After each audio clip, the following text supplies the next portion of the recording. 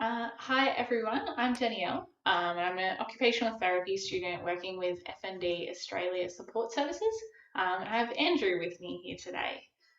So Andrew, what's a fun fact about yourself? A fun fact about myself is um, when I was a teenager, I could do the Rubik's Cube blindfolded. That's very impressive. um, yeah, and so you have FND, and how has this impacted in aspects of your daily life? um, well, the two big kickers are I don't work anymore and I don't drive. Um, they're the two massive ones. Um, my F&D is probably more of a cognitive type. Um, so within those two big ones, and there's lots of smaller things, almost like a waterfall. Um, Noisy environments I don't love, really don't like them at all.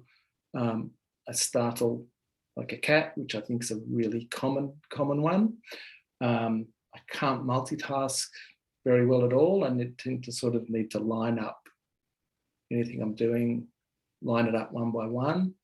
Mm-hmm. And I just really need to be aware of, for me, my big triggers are really stress and fatigue, or mental fatigue. Mm-hmm. So I just need to um, manage my day and my life um, on the safe side of that pretend stress and fatigue line. And if I'm on the safe side, I tend to be okay. And if I Mm-hmm. get up closer to the danger zone, then things will start to fall apart for me, and that will manifest itself into stuttering or crying or not coping or Mm-hmm. facial twitches and tics. But I think when you're getting up, when you're in the danger zone. So I stay on the safe side. Yeah. Yeah, it is definitely a very complex condition. It's really about knowing yourself and how you experience that. Um, Yeah, absolutely. I think it took me a long time for someone to sit down and go, okay, let's try and identify your triggers. Um, but once we started doing that, that not curing it, you're just managing it. And once you learn how to manage it, in my case, life becomes much, much easier. mhm. And what would you like medical professionals to know about when working with people with FND? Well, a couple of things. The first would just be general knowledge within the medical community, or even awareness of what FND is. Um, when my GP found out I had FND, I had a neurologist letter, and he didn't know what it was, had to ask me what it was, had to Google what it was. It was did my head in. Um, so that's obviously step one, Mm-hmm.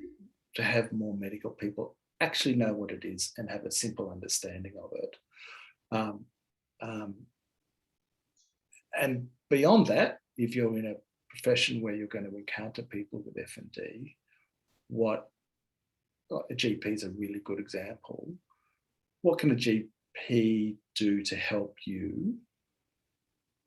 Um, do you need to see a psychologist or a psychiatrist? Do you need physical help? Do you need um, speech help? Do you need those simple, okay, where do you go now?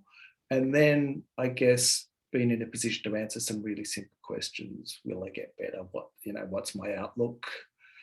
Um, Simple things that we're all going to be asking, especially in the early stages of our diagnosis.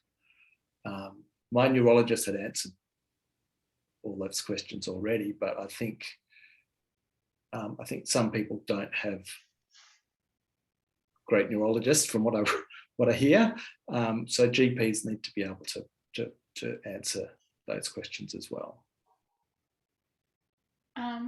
Yeah, thank you for sharing those wonderful insights about your story and your experience, and yeah, helping raise some awareness for functional neurological disorder and the people that have it. Yeah, thank you for your time today. Okay, you're welcome. Nice to talk to you.